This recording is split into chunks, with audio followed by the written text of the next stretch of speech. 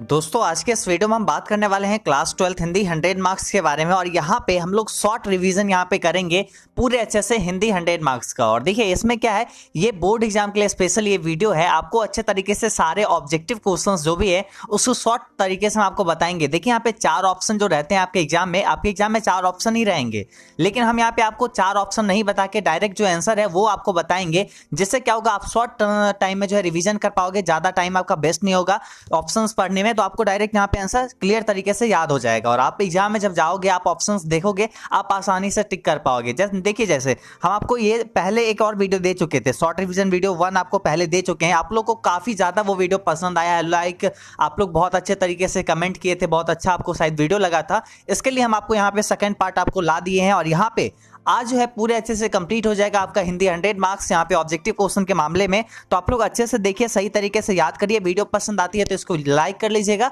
साथ में दोस्तों के साथ शेयर कर लीजिएगा, क्योंकि टाइम बहुत कम है तो सारे लोगों के पास आप लोग पहुंचाइएगा, सारे ग्रुप्स वगैरह में शेयर कर लीजिए। चलिए हम लोग स्टार्ट करते हैं बिना टाइम गवाए।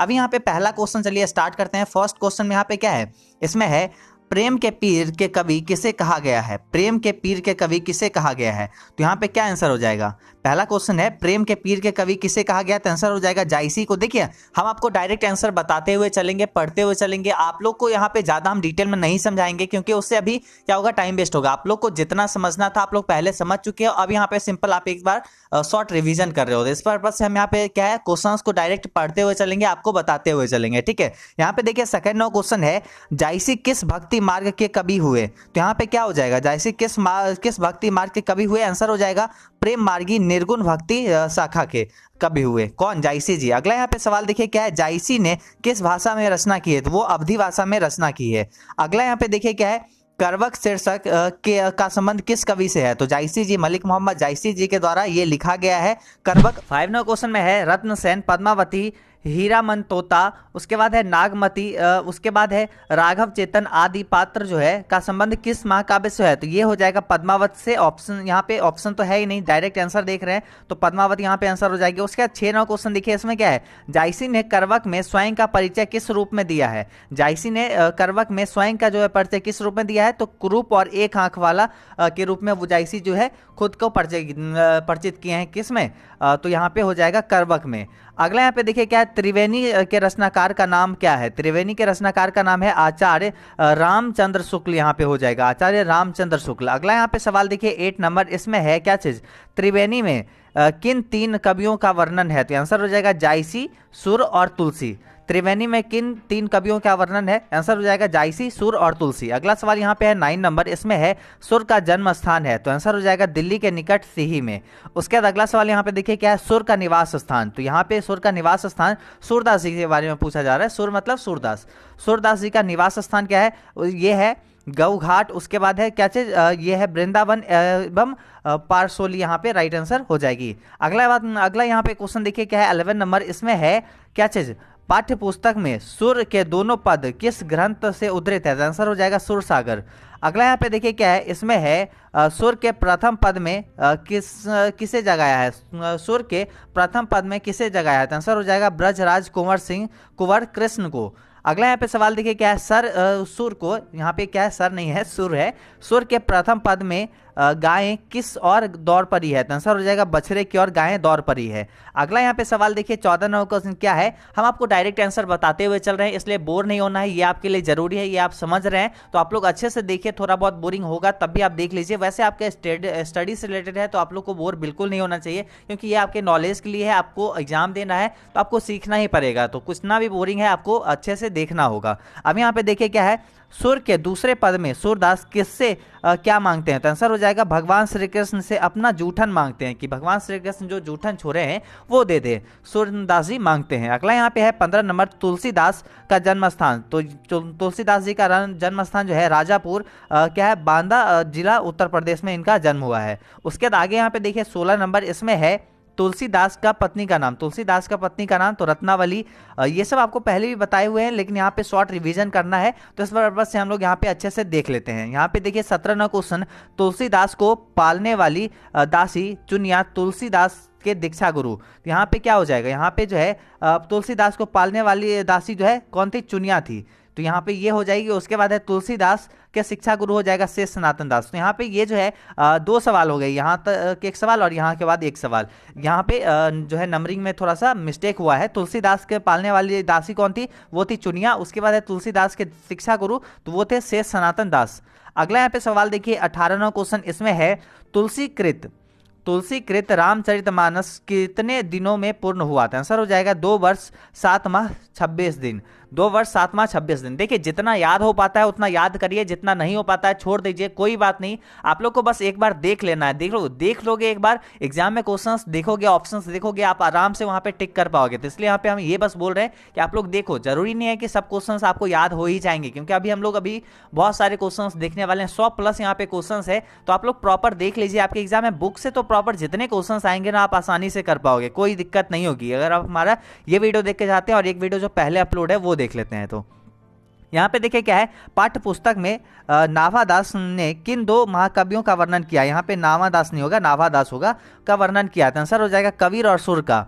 अगला यहाँ पे देखिए क्या है, इसमें है भूषण रीति काल के किस श्रेणी के कवि थे। आंसर हो जाएगा रीतिबद्ध श्रेणी के कवि थे। अगला यहाँ पे देखिए 21वां क्वेश्चन है, पाठ्य पुस्तक में भूषण के प्रथम कविता में कौन सा काव्य गुण है। आंसर हो जाएगा ओज।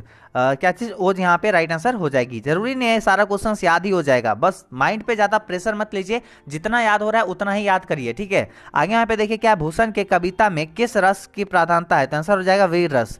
क्या चीज, वीर रस यहाँ पे हो जाएगी। अब अगला सवाल यहाँ पे देखिए 23वां क्वेश्चन, और इसमें है लागती लप की कंठ वैरिन के नागिनी सी में कौन अलंकार है। यहाँ पे हो जाएगा उपमा। अगला यहाँ पे सवाल देखिए क्या, भूषण के दोनों कविता में मुख्यतः कौन सा अलंकार है। तो आंसर हो जाएगा क्या चीज, उपमा। अगला यहाँ पे सवाल देखिए क्या है, जयशंकर प्रसाद के पिता का नाम। तो आंसर हो जाएगा देवी प्रसाद साहू। देवी प्रसाद साहू। देखिए आपके एग्जाम में 4 ऑप्शंस रहेंगे, यहाँ पे हम आपको एक ऑप्शंस बता रहे हैं, तो इस बात से आप कंफ्यूज मत करिए। यहाँ पे देखिए अगला सवाल क्या है, इसमें है प्रसाद जी के पितामह का नाम। तो इनके पितामह का नाम क्या हो जाएगा, इनके पिताजी का नाम जो पितामह का नाम हो जाएगा, पितामह यहाँ पे है, तो आंसर हो जाएगा शिवरत्न साहू, यानी सुंधनी साहू यहाँ पे हो जाएगा, मतलब दादाजी ये हो गए। अगला यहाँ पे देखिए क्या, प्रसाद जी ब्रजभाषा में किस उपनाम से लिखते हैं। यहाँ पे क्या है, प्रसाद जी जो है ब्रजभाषा में किस उपनाम से लिखते हैं। तो आंसर हो जाएगा कलाधर। ये भी आपको पहले बताए हुए हैं। अगला यहाँ पे सवाल देखिए 28 नंबर, इसमें है प्रसाद जी के भांजे का नाम क्या था। तो आंसर हो जाएगा अंबिका प्रसाद। प्रसाद जी का भांजे का नाम क्या था, तो अंबिका प्रसाद। उसके बाद देखिए अंबिका जो है, अंबिका प्रसाद ने किस पत्रिका का प्रकाशन किया। तो आंसर हो जाएगा इंदु, 1909 में किए थे। अगला यहाँ पे देखिए क्या है, इसमें है उर्वशी चंपू काव्य के कवि कौन है। तो आंसर हो जाएगा जयशंकर प्रसाद।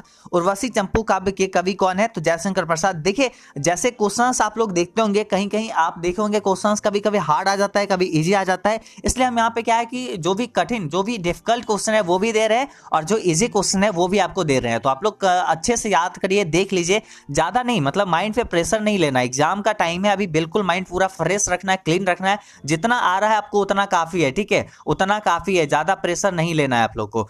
100 ऑब्जेक्टिव रहेगा, उसमें से 50 आप नहीं दे पाओगे। अगला यहाँ पे देखिए क्या है, प्रसाद जी का सर्वश्रेष्ठ काव्य ग्रंथ कौन सा है। तो आंसर हो जाएगा कामायनी। जयशंकर प्रसाद का जो है सर्वश्रेष्ठ काव्य ग्रंथ कौन सा है, तो कामायनी। अगला सवाल यहाँ पे देखिए क्या है, कामायनी के प्रमुख पात्र कौन कौन से हैं। तो आंसर हो जाएगा मनु, उसके बाद श्रद्धा, उसके बाद इरा, उसके बाद क्या है किरात, उसके बाद आकुली। तो यहाँ पे अजीब अजीब थोड़ा सा नाम है, आप याद रखिएगा, कामायनी के प्रमुख पात्र। उसके बाद देखिए अगला सवाल है 33 नंबर, इसमें है तुमुल कोलाहल कविता कहाँ से ली गई है। तो आंसर हो जाएगा कामायनी के क्या है श्रद्धा गर्ग से, श्रद्धा सर्ग से। यहाँ पे क्या है, श्रद्धा सर्ग से। अगला यहाँ पे देखिए क्या है 34वां क्वेश्चन, इसमें है कामायनी में कितने सर्ग हैं। तो आंसर हो जाएगा 15 सर्ग। कामायनी में कितने सर्ग है, 15 सर्ग, याद रखिएगा। यहाँ पे 35वां क्वेश्चन देखिए क्या है, चातकी किसके लिए तरसती है। तो आंसर हो जाएगा जल कण के लिए। स्टार मार्क्स इसको लगा लीजिए। चातकी किसके लिए तरसती है, जल कण के लिए। उसके बाद अगला सवाल यहाँ पे देखिए 36 नंबर, इसमें है तुमुल कोलाहल कलह कविता में किसके चरित्र का विशेषताओं का वर्णन है। तो आंसर हो जाएगा नारी चरित्र। अगला यहाँ पे सवाल देखिए क्या है, कवित्री सुभद्रा जी का खिलौना क्या था। बहुत ही स्टार मार्क्स इस क्वेश्चन को लगा लीजिए। ये क्वेश्चन ज्यादा चांसेस है कि आ जाएगा आपके एग्जाम में, बिल्कुल आ जाएगा। यहाँ पे देखिए कवित्री सुभद्रा जी का खिलौना क्या है। तो आंसर हो जाएगा पुत्र। यहाँ पे पुत्र हो जाएगी। और जो लोग अब यहाँ पे साइंस के लिए वीडियो देख रहे हैं, आर्ट्स का जब भी जो है क्वेश्चन पेपर आएगा हम अपलोड करेंगे, वो आप देख लीजिएगा, क्योंकि देखिए वो आपके लिए जरूरी होगा। मे बी उससे भी ज्यादा क्वेश्चन आ सकते हैं। जैसे आप इंग्लिश में देखिए देखे थे आर्ट्स के जो है क्वेश्चन पेपर से साइंस के question paper, science and commerce के क्वेश्चन पेपर में आया था, तो इसलिए हम बोल रहे हैं कि आप लोग वो भी देख लीजिएगा।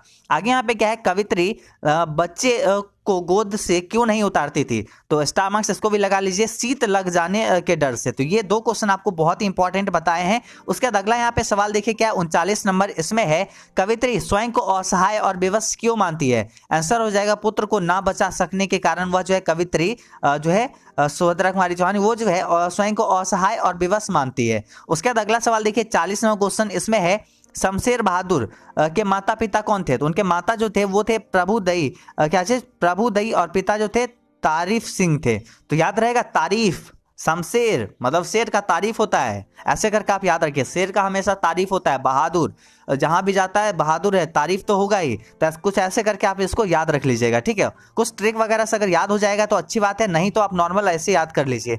अगला यहाँ पे देखिए क्या 41वां क्वेश्चन है, क्या है शमशेर बहादुर की रचनाएं। तो यहाँ पे आपको सारा कुछ एक बार देख लेना है, एक नजर बस देखना है। इसमें देखिए कुछ कुछ इंपॉर्टेंट आपको बताते हैं, दूसरा सप्तक, कुछ कविताएं, कुछ और कविताएं, यहाँ पे देखिए कुछ कविताएं, कुछ और कविताएं, तो ये सब आपको याद रहेगा। बहादुर ऐसे बनते हैं, कुछ कविताएं, कुछ और कविताएं। उसका देखिए क्या है, चुका भी नहीं हूं मैं, उसके इतने पास अपने, ये सब नहीं आएगा। वैसे देखिए टूटी हुई, बिखरी हुई, ये यहाँ पे इंपॉर्टेंट है। कहीं कुछ दूर से सुन रहा हूँ, सुकून की तलाश, ये सुकून की तलाश बहुत इंपॉर्टेंट है, ये आप याद रखिएगा। सुकून की तलाश किसके द्वारा है, तो शमशेर बहादुर की रचना सुकून की तलाश, स्टार मार्क्स इसको लगा लीजिए। अगला यहाँ पे सवाल देखिए क्या है 42वां क्वेश्चन, इसमें है कवियों के कवि किसे कहा जाता है। कवियों के कवि जो है शमशेर बहादुर सिंह को कहा जाता है।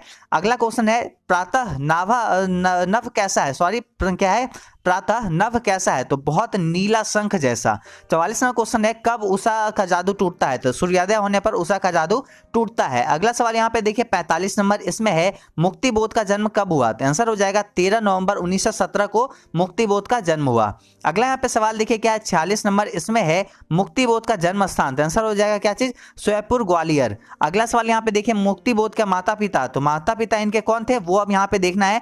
तो माता पिता जो है मुक्तिबोध का, तो पार्वती देवी, पार्वती मुक्तिबोध। अभी आपको देखिए इनके माता का नाम आपको कैसे याद रखना है, देखिए मुक्ति, मुक्ति कौन दिला सकते हैं, मतलब यहाँ पे भगवान की आराधना पार्वती वगैरह, तो पार्वती देवी जी, मतलब ऐसे करके कुछ आप ट्रिक वगैरह से याद रखो ना, पार्वती जी यहाँ पे मुक्ति दिला सकते हैं, कुछ ऐसे करके माता का नाम ये हो गया, और माधव जो है माधवराज, ये उनके पिता का नाम हो गया। उसके बाद अगला यहाँ पे सवाल देखिए 48 नंबर, क्या है मुक्तिबोध का निधन, तो आंसर हो जाएगा क्या चीज, 11 सितंबर 1964 इनका निधन हुआ था। और आप लोग जरूर आके हमें बताइएगा कि आपका कितना क्वेश्चंस मैच किया एग्जाम में, आपका एग्जाम कैसा गया। एग्जाम दे के आप जरूर आके इस वीडियो में या फिर कोई और वीडियो में आप जरूर कमेंट्स करिएगा, हमें बताइएगा, ताकि हमें भी अच्छा लगता है कि हम जो बता रहे हैं क्वेश्चंस वो मैच कर रहा है, वो क्वेश्चंस आपके लिए हेल्पफुल हो रहा है, तो वो सब आप जरूर बताइएगा। अगला आप जैसे आप देखे होंगे इंग्लिश में कितना अच्छा क्वेश्चंस मैच किया था। अगला यहाँ पे देखिए क्या है मुक्तिबोध ने किस पत्रिका का संपादन किया था, आंसर हो जाएगा नया खून। मुक्तिबोध पत्रिका का संपादन नया खून, याद रखिएगा, स्टार मार्क्स। अगला यहाँ पे सवाल देखिए क्या है जनजन का चेहरा कैसा होता है, तो एक होता है, जनजन का चेहरा एक होता है। उसके बाद अगला सवाल यहाँ पे देखिए 51 नंबर, इसमें है ज्वाला कहाँ से उठती है, तो अंतर की उष्मा से उठती है, जब अंतर होता है उससे जो है ज्वाला उठती है। अगला यहाँ पे सवाल देखिए क्या है हिंदुस्तान कहाँ है, तो सभी और। कन्हैया ने गाय कहाँ चराई, तो सभी और, तो ये आप याद रखिएगा, सभी और, इसका दोनों का आंसर हो जाएगी। अगला सवाल यहाँ पे देखिए 54 नंबर, इसमें है रघुवीर सहाय का जन्म स्थान, तो आंसर हो जाएगा लखनऊ, उत्तर प्रदेश में रघुवीर सहाय जी का जन्म हुआ था। फिर है अगला सवाल हरचरना अधिनायक का गुण क्यों गाता है, तो आंसर हो जाएगा डर के कारण। हरचरना जो है अधिनायक का गुण डर के कारण गाता है। अगला सवाल यहाँ पे देखिए 56 नंबर, इसमें है अधिनायक कविता किस काव्य ग्रंथ से उद्धृत है, तो यहाँ पे आंसर हो जाएगा आत्महत्या के विरुद्ध, आत्महत्या के विरुद्ध। अगला सवाल यहाँ पे देखिए क्या है 57 नंबर, इसमें है प्यारे नन्हे बेटे को कभी कहाँ बैठता है, प्यारे नन्हे बेटे को कभी कहाँ बैठता है, तो कंधे पर बैठता है, तो और वो अपने आप को बड़ा समझता है, कंधे पे बैठ जाता है, बच्चा तो है ही। अगला यहाँ पे देखिए 58वां क्वेश्चन, कंधा पर बैठने के बाद बेटा किससे बड़ा हो गया, तो दादाजी से बड़ा हो गया। अगला सवाल यहाँ पे देखिए क्या है हर मेहनत कश आदमी क्या है, तो लोहा है। अगला सवाल चलिए यहाँ पे हम लोग देखते हैं, इसमें है 60 नंबर में है टिकुली कैसे साटती थी, तो आंसर यहाँ पे क्या हो जाएगा, इसमें हो जाएगा सहजन के गोंद से। अगला सवाल यहाँ पे देखिए क्या बुजुर्ग कैसे घर के भीतर आते थे, तो आंसर हो जाएगा खांसते हुए। अगला सवाल यहाँ पे देखिए 62 नंबर, और 62 नंबर सवाल में यहाँ पे क्या है, थोड़ा सा हम लोग नीचे आ गए, आगे यहाँ पे देखिए 62 नंबर क्वेश्चन आ गया। जूठन कहानी के हेडमास्टर का नाम क्या था? तो जूठन कहानी के हेडमास्टर का नाम कलीराम था, याद रखिएगा, बहुत ही बदमाश था ये हेडमास्टर। अगला यहाँ पे सवाल देखिए क्या है, 63 नंबर क्वेश्चन, और इसमें है जूठन कहानी में हेडमास्टर साहब लेखक से कौन काम करवाते थे? तो सफाई का काम करवाते थे। इसी पर जो है जूठन जो है यहाँ पे जो लेखक थे, लेखक के पिताजी आते हैं और वो कहते हैं हाय कैसा, मतलब कौन मेरे बेटे से झाड़ू लगवाता है? तो ये इनके पिताजी आगे कहते हैं। अब यहाँ पे देखिए क्या है, लेखक को किस पेड़ की टहनियों का झाड़ू बनाने को कहा गया था? आंसर हो जाएगा शीशम। अगला सवाल यहाँ पे देखिए क्या है, लेखक तीसरे दिन कक्षा में पहुंचकर क्या किया? तो आंसर हो जाएगा चुपचाप बैठ गया। तो ये सब क्या है ना, स्टार मार्क्स है तब जब क्वेश्चंस आपके एग्जाम में हार्ड आएगी, मतलब थोड़ा सा कठिन क्वेश्चन रहेगा, तब ऐसा सवाल आपके एग्जाम में पूछा जाता है। आगे यहाँ पे है क्या है, चाचा ने जहां मवेशी की खाल उतारी वहां से लेखक के घर की दूरी कितनी थी? तो आंसर हो जाएगा 2 मील। कितना? 2 मील की दूरी थी। अगला यहाँ पे सवाल देखिए क्या है, जूठन कहानी में सुखदेव सिंह कौन है? जूठन कहानी में सुखदेव सिंह जो है गांव का जमींदार है। उसके बाद सुरेंद्र क्या है? तो सुखदेव सिंह का बेटा है, जो कि गांव का जमींदार जो है सुखदेव सिंह, उसका बेटा जो है सुखदेव सिंह है। अगला यहाँ पे देखिए क्या है, 69 नौ क्वेश्चन, इसमें है मलयज का निधन। तो मलयज का निधन जो हुआ 26 अप्रैल 1982। मलयज का निधन 26 अप्रैल 1982। उसके बाद देखिए मलयज का जन्म स्थान ये हुई है महुई आजमगढ़ में। मलयज का मूल नाम जो था भरत सिंह श्रीवास्तव, भरत जी श्रीवास्तव। स्टार मार्क्स, इसको डबल स्टार मार्क्स हम क्यों ना देते? बहुत ही अच्छा क्वेश्चन है, आपके एग्जाम में बिल्कुल आएगी, ज्यादा चांसेस है। अगला यहाँ पे सवाल देखिए क्या है, मलयज के माता पिता? मलयज तो प्रभावती। अरे मलयज है, कुछ तो प्रभाव में चेंज करो, तुम्हारे में मल है, मलयज है। यहाँ पे क्या है, मलयज मतलब एक तरह से क्या है कि थोड़ा सा एक तरह से इस टाइप का है कि मतलब गंदगी लगा हुआ है, तो ऐसे में प्रभाव अपना चेंज करो ना कुछ। तो ऐसे यहाँ पे आप याद कर लीजिए, त्रिलोकीनाथ कैसे बनोगे? जब तक अच्छे बनोगे तब तो बनोगे, कुछ ऐसे करके आप ट्रिक वगैरह से याद कर लीजिएगा मलयज के माता पिता का नाम। अगला यहाँ पे देखिए क्या है, 73 नौ क्वेश्चन, मलयज जी की रचनाएं यहाँ पे दी हुई है, और जख्म पर धूल यहाँ पे इंपॉर्टेंट है।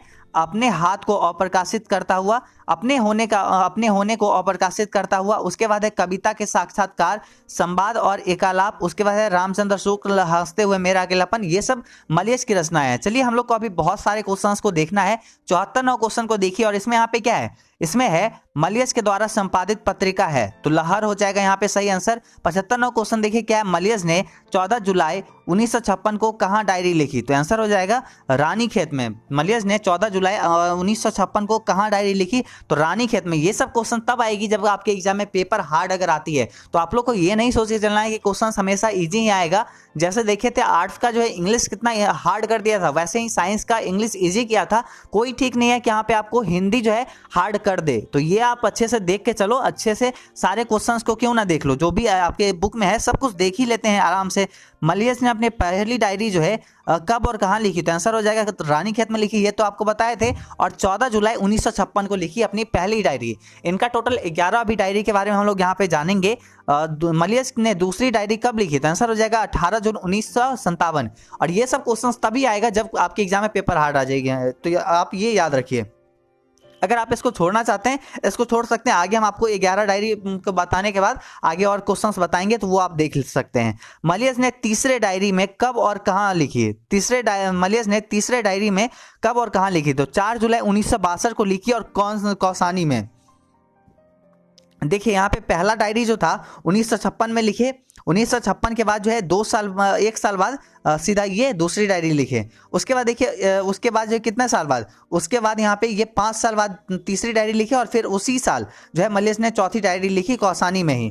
तीसरी और चौथी डायरी जो है कौसानी में ही लिखे हैं। उसके बाद देखिए मलयज ने चौथी डायरी जो है कहाँ और किसने आकर्षित किया था? आंसर हो जाएगा सूचना केंद्र में एक अधेड़ व्यक्ति ने उन्हें आकर्षित किया। तो ये यहाँ पे हो जाएगी चौथी डायरी की कुछ कहानी। उसके बाद देखिए ये जो है 5वीं डायरी जो है 1962 में ही लिखे हैं। 5वीं डायरी भी जो है यहाँ पे जो है चौथी और तीसरी, चौथी, 5वीं 1962 में लिखे हैं, कौसानी में ही लिखे हैं। अगला सवाल यहाँ पे देखिए क्या है, यहाँ पे है 82 नौ क्वेश्चन, और इसमें यहाँ पे है मलयज की छठी डायरी कब और कहाँ लिखी गई? तो छठी डायरी जो है यहाँ से बहुत सालों बाद लिखा गया।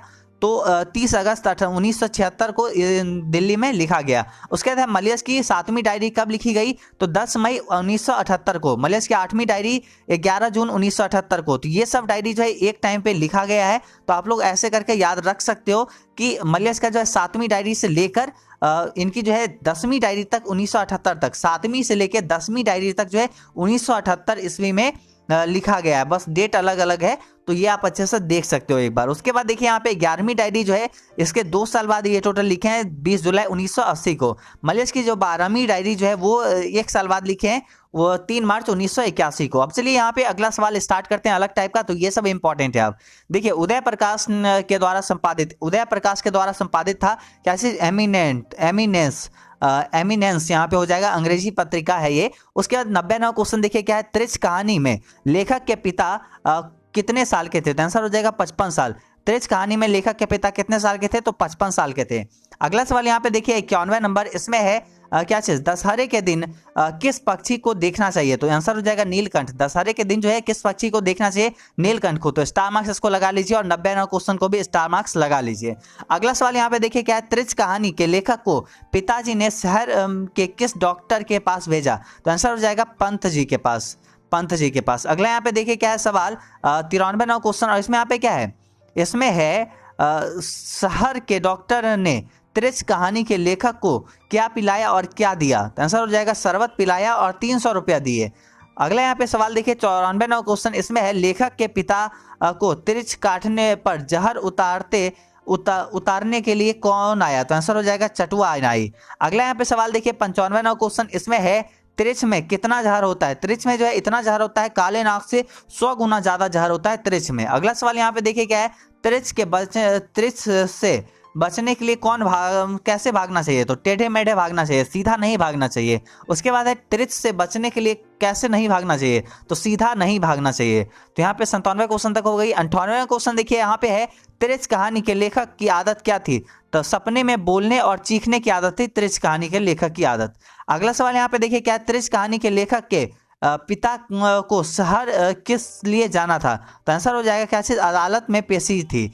त्रिच कहानी के लेखक के पिताजी जो थे शहर क्यों जाना चाहते थे, क्यों जाना था उनको, तो अदालत में उनको पेशी थी केस वगैरह का। अगला यहाँ पे 100वां क्वेश्चन है, लेखक के पिता शहर किस सवारी से पहुंचे, तो हो जाएगी ट्रैक्टर से। अगला सवाल यहाँ पे देखिए 101वां क्वेश्चन, और इसमें यहाँ पे क्या है, त्रिच कहानी के लेखक के गाँव से शहर के लिए बस चलने वाली सड़क की दूरी कितनी थी, तो आंसर हो जाएगा 2 किलोमीटर। अगला सवाल यहाँ पे देखिए 102वां क्वेश्चन, इसमें है त्रिच काटने के बाद लेखक के पिता ने क्या किया, तो आंसर हो जाएगा त्रिच को ही मार दिया। अगला सवाल यहाँ पे देखिए 103वां क्वेश्चन, और इसमें यहाँ पे क्या है, त्रिच कहानी के लेखक के पिता शहर किस तिथि को गए थे, तो आंसर हो जाएगा 7 मार्च 1972 को, दिन बुध का था। उस समय जो है लेखक के पिताजी जो है शहर गए थे। अगला यहाँ पे सवाल देखिए क्या है, यहाँ पे 104वां क्वेश्चन है, त्रिच कहानी के लेखक के पिताजी के वकील कौन थे, तो आंसर हो जाएगा क्या चीज, SN अग्रवाल। ये जो है त्रिच कहानी के लेखक के पिताजी के वकील कौन थे, तो SN अग्रवाल हो जाएगा, SN अग्रवाल। अगला यहाँ पे देखिए क्या है, अग्रवाल हो जाएगा। अगला यहाँ पे सवाल है 105वां क्वेश्चन, इसमें है रस्सी का टुकड़ा कहानी के लेखक कौन है, तो आंसर हो जाएगा क्या चीज, गाई डी मोपासा। यहाँ पे आंसर हो जाएगा कार्ल मार्क्स। यहाँ पे सॉरी यहाँ पे कलर की मौत है ना, कलर की मौत, स्टार मार्क्स तो इसको लगाइए, ये पहले भी पूछा जा चुका है बार बार। और यहाँ पे है कलर की मौत कहानी के लेखक कौन है, तो आंसर हो जाएगा एंटन चेकव।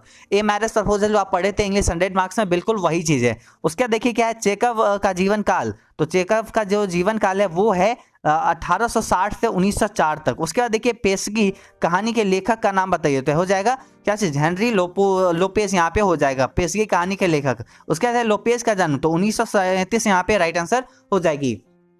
दोस्तों देखिए यहाँ पे ये सब इंपॉर्टेंट थी। अभी हम लोग आपको सेट नंबर यहाँ पे रिवीजन वीडियो 2 बताए हैं, दिए हैं, सारा कुछ आप लोग देखे हैं। रिवीजन 1 अगर आप नहीं देखे हैं तो जाके देख लीजिए, उसमें भी काफी अच्छे से बातचीत उसने कहा था, वो सब जो चैप्टर है संपूर्ण क्रांति, उस सब से जितने क्वेश्चंस बनते थे आपके ऑब्जेक्टिव में, उसका जो है पॉसिबल आंसर हम आपको दिए हैं। तो आप जाके मस्ट है कि आप वो देख लीजिए। और आपको ये वीडियो कैसा लगा नीचे कमेंट्स करिए। और देखिए हमारे द्वारा जो गेस किया हुआ क्वेश्चन है, ऐसा नहीं है कि आपको एक ही वीडियो से सारा कुछ मिल जाएगा। आपको कुछ वीडियोस का लिंक आपको डिस्क्रिप्शन में दे देंगे, अगर आप वो सारे वीडियोस को देख लेते हैं अगर आपके पास टाइम रहता है, अगर देख लेते हैं तो आप ऑब्वियसली आप अच्छा खासा मार्क स्कोर कर सकते हैं, कोई दिक्कत नहीं होगा। 80% तो आप आराम से स्कोर कर लोगे अगर आप थोड़ा भी दिन, अगर एक दिन भी आप सही से तरीके से उस वीडियो को देख लेते हो, पढ़ लेते हो, तो आपको समझ में आ जाएगा। ठीक है, हम लोग आगे जो है मिलेंगे कुछ और वीडियोस के साथ। तो आपको कोई और वीडियो चाहिए तो आप लोग नीचे कमेंट करिएगा, हम जरूर जल्द से जल्द अवेलेबल करवाएंगे। चलिए मिलेंगे अगले वीडियो में, तब तक लिए बाय बाय।